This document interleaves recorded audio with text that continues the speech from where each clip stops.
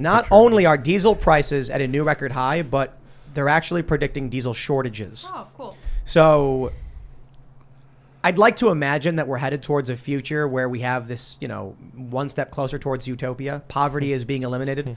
But if there's no diesel, nothing's being sent to your house. Your local grocery store is going to have no meat. And you better start figuring out what you would do in a circumstance like this. So what is the reason behind the diesel shortage? I'm actually curious. That's the thesis of the article, but I want to know why. I think it's just they say to drop in production. Drop in production. Increased demand and a drop in production. They're saying a shortage may be next. And I think Joe Biden said, we don't got enough truckers, man. It's like someone already super chatted us, and we'll read it in a bit. They said that the cost of fuel is greater than what they make, so they quit. Yep. Oh, boy. Right. Well, okay, scarcity of an important commodity, I guess. That's not good. But, I mean, I'm still, there's still a good reason to be generally optimistic about the U.S. economy in terms of, finding alternatives. I mean, the higher price one thing gets, the more people figure out a way to use different resources or come up with a technological innovation, So you're not shorting it, is what you're telling us? No, I'm not going to. I'm not shorting the American economy has been a loser's bet for 100 years, right? That's, if you're talking about what has been a bad idea, shorting the American economy has been a historically bad idea. I'd say I think betting on the American economy is the best thing you can do, because in the event the American economy collapses and you live inside of it, who cares? Exactly. Right. Oh, you're in trouble. I'm all in. Gold. Exactly. The people who hedge, it's sort of, this is kind of like the classic answer to people who are buying gold. It's like, well, why are you buying gold? It's like, well, the economy is going to collapse. I'm like, gold ain't gonna. You want to buy bullets and spam. Right. If that's your hedge against, if you're trying to hedge against that, you're not hedging with the right instrument. I always found this funny when people, Alex Jones would always talk about buying gold and stuff. And then I was like, what am I going to do with gold in an apocalypse? Yeah. Am I going to be walking down the street and some guy's going to have a sandwich and I'll be like, I'll give you gold for it. He'll be like, I don't want to carry that. It's heavy. You can make batteries with it. Make a grill. Sure. You're going to make a battery. There's going to be a guy and he's going to have a wild boar and you're going to say, I have a raw piece of gold you can make a battery with. He's going to go, that's a good point. I will give you. No. It's the Baghdad battery I was talking about. Have you ever seen those? If you were walking down the street in the apocalypse and a guy on the left has a bottle of water and the guy on the right has food, or I believe you better. If you're walking down the street and there's a guy with a big sandwich and you have gold and the guy next to you has a bottle of water, who do you think's getting a piece of that sandwich? Yeah. Once basic needs are met, it comes down to the metals, like copper. No, because you make bronze with it to make stabby weapons, so that you can take the food. The person with the water bottle is going to walk up to the guy with the sandwich and say, "I'll give you some water for some of your sandwich," and he'll be like, "Deal." And you'll walk up, "I got gold," and they'll be like, "I can't eat that." And the other guy's going to be like, "I got this knife," and you're like, "Ah." So that's why that's where the metal was for. It was weapons. So and generally, I think you don't need to hedge that much against general apocalypse. One, it's extraordinarily unlikely, and two, the idea that you would find the correct hedge is low. Well, no, it is. Hedging for the apocalypse is moving out to the middle of nowhere, getting chickens, getting some emergency food. You guys are doing, actually. And you know what? You're not invited now after all this. Right. You come bring your stock options. No, you know what, Seamus? You're not invited. That's absolutely ridiculous. No, I'll build my own commune. That's fine. Yeah. I'm looking. You think we need a cartoonist? We're gonna start Timcast, bro. I'm gonna run Shimkin City. We don't Shimkins. I'm gonna have my own setup. You're gonna be begging to come in. We don't need Shimpton. We don't need a cartoonist. We need a lawyer. You're saying that now. To be honest, though, a lawyer would probably handle negotiations between other tribes better than it'd be a pretty good job. Reforming society, figuring out new dispute resolution mechanisms that aren't war. That seems like that's they won't be interested, man. I think what's going to happen is you'll go around to other people's compounds and be like, actually, we have copywritten that method of collecting food. You owe us 10%. Yes. It would actually be a funny bit where it's like we choose the lawyer over the animator in the apocalypse. And then the lawyer is like, I've negotiated this really great treaty that will benefit all of us. And they're like, kill him. And then the animator walks up and is like, I drew a picture of you and your mom together. And he's like, Mommy. What we're missing is the synergy. Because if Will brings up the boring law, Seamus can animate it and make it fun for people to understand. There you go. Insult their intelligence at the same time. Exactly. I got some good news. I looked up how to make your own biodiesel. It's actually, I don't think it's that complicated. I mean, there is actually one good financial bet on the American economy. Do you think Europe's better than us? They're not. They have worse rule of law. They're way more socialist. Do you think China is going to be a smarter bet? Possibly, but China's not nearly as innovative as we are as a general matter. Yeah, right? but they are willing to enslave people. Right, but then that's also like an independent problem in terms It's a of good the reason not to stability. invest in China. It's an independent problem, like on an ethical, both on a practical and an ethical level. Right, ethically that's wrong, but practically also that's a recipe for instability. Yeah, what's their EKG score? Or what is that? Like ESG. you know, What's rule China's of law is ESG worse in score? China. No, China's gonna have a like, 97 or something. Like America's still the best place in the world to do business. It's still like has the most innovation, still has the most like development. I mean, maybe red states. It's like the problems we're dealing with are almost like we're worried that government is going to essentially be so bad that it overwhelms the benefits that innovation and our general economy will bring, and they're making it closer than we want. But I'd still bet on the economy. I'll tell you this: New Jersey, these blue states are really destroying themselves. Yeah. No, for real. So when we were headquartered in New Jersey, I was reading about opportunity expansion, and they said they had a millennial brain drain. Millennials, as soon as I shouldn't even say millennial. It's young people in general. As soon as they become adults, they get out. Mm-hmm. There is zero opportunity, and the reason for it is they're anti-business. Mm-hmm. New Jersey is very, very anti-business. Period. So when I was looking at expanding in I'm like, look, there's an opportunity here. You got New York up here, you got Philly here, you got Pennsylvania right across the street, and then I was like, wow, those are the laws and those are the taxes. Let's leave. Did you ever investigate why you think that is? It's because I think people on the left vote based on their feelings and not based on what makes sense. And so they end up saying things like, hey, we need more tax money to pay for schools because more schools and more money in schools means kids will be better off. So we need to raise the taxes to get more tax money. And then what ends up happening when you raise taxes is tax revenue goes down. Mm-hmm. And businesses flee. And then all of a sudden you end up with poverty and corruption and broken cities. And they're like, we don't understand. We taxed the rich. And it's like, and then the rich left. What do you think is going to happen? And I mean, I think competition between like jurisdictions is different now, right? If you think about who is New Jersey competing with? Well, they're competing with the state of New York and the state of Pennsylvania, basically. And those states are not really super business friendly either in their own right. So they probably didn't think like, we can just be a little better than those two states and not lose business across the rivers. New Jersey should be one of the best states for business and wealthiest states in the country. It's in a perfect position for it because it's got you've got New York right there, you've got Pennsylvania right there, right? Mm-hmm. So you have a real opportunity for the people of Philly and South Jersey to be like, we sell our product in Philly, but we manufacture and run our business in Jersey because they're better for us. You've got a real opportunity for the same thing we said in New York. We operate out of North Jersey, and then we do business in New York because the customers are there, but the laws are better in New Jersey. They did the opposite. The first thing I was thinking, it's the opposite of New Jersey. The laws are worse, so nobody wants to be there at all. Do you think they collude, the governments, like the New York government's like, don't make your state too much more likable too much better than ours? Oh, sure they do. Yeah, those state governments work with each other, right? Like, especially if they're the same party, like they don't really want to be screwing each other over that much. And they worked. They especially think about things like COVID regulations. Like they were all working together. All those like Connecticut, New York, New Jersey were like working together to have uniform regulations so they weren't losing people.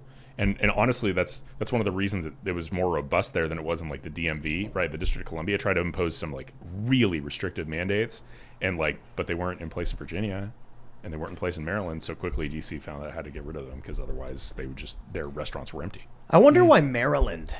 Maryland is a really great place. You've got Virginia, West Virginia, Pennsylvania, and D.C., and Delaware. All of these different states, you could be like, come, bring your business here. Instead, they're like, get out. And Maryland's really weird. It is. It's a very strange case. It's got to be Delaware. Delaware must have everybody on their boot on everyone's throat. Like it's the state where there's like no corporate income tax, Delaware. And every company is headquartered in Delaware, like a P.O. box. It's like one old lady has Delaware corporate law, man. They got way out ahead of it. They decided to make themselves very favorable to business. That's exactly what they did. They were nearby. They were on the Acela. Dude, Delaware is like barely a state.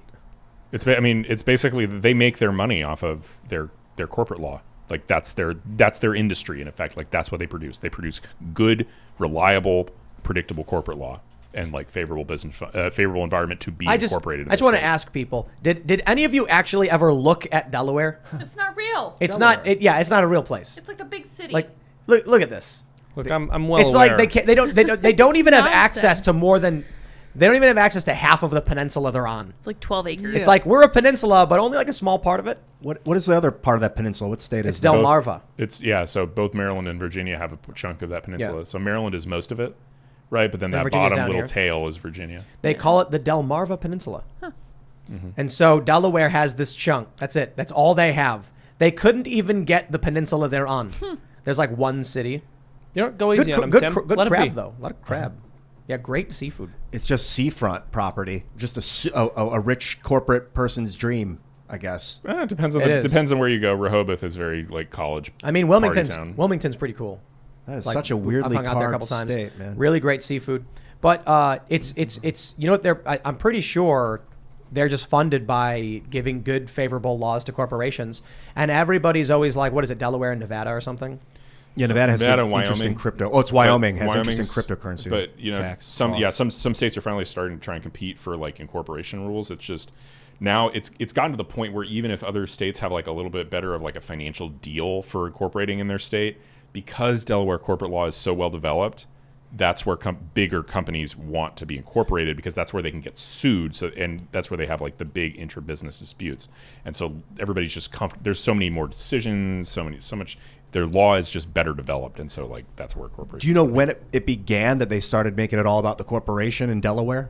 I don't remember exactly when it began, but I know it's, I don't know. Yeah, actually, I don't know when that began. That's it. But I'm sure there's books written on it, and it is really sort of an interesting like thing that a state like Delaware, which otherwise would not have some big thriving business industry, just really figured out and decided, this is what American capitalism needs: a state that really focuses on giving corporations what they want in terms of both like a friendly place to incorporate and predictable law. And, the people who run, I mean, the lawyers they get who end up being on like the Delaware Supreme Court are like top tier business attorneys. Like they're super, super serious about it. And very, very, other places you might get clowns and like family members and whatever. The Delaware Supreme Court is notorious for having like brilliant judges. Everybody's moving to Texas, and I'm just like, that's such a bad idea. How come? So when big moderate types, maybe the anti-woke liberal type, moves from California or Arizona or New York to Texas, they bring industry, which is mostly full of these progressive left lib, cultists, who then come down to work there. So the obvious thing is like Joe Rogan, for instance. Mm-hmm. He's a lefty dude, but we all like him. He's pro free speech, and he's pushed back, and he's done really great in fighting against a lot of the excesses of the wokeness and the left.